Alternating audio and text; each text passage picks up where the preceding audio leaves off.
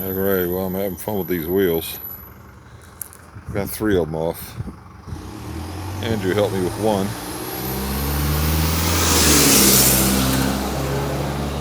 Just a little muscle, but that was one of the better ones. This one is horrible. I got a little propane torch cooking down here, but smoking the oil off a little bit. But I've cranked on this thing. I had to stack these 2 angles in here. One was bending really hard. 2 of them's not doing too bad. There's a lot of pressure on it. It's already deforming the hub. I don't know if you can see over here.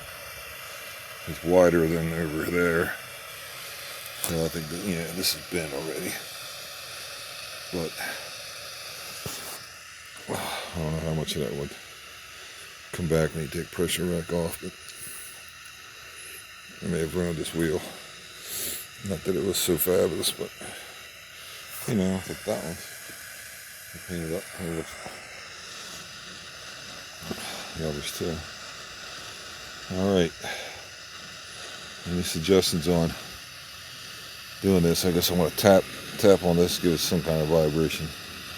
Can't really get in here. Alright. Any ideas? Leave them in the comments. Thanks.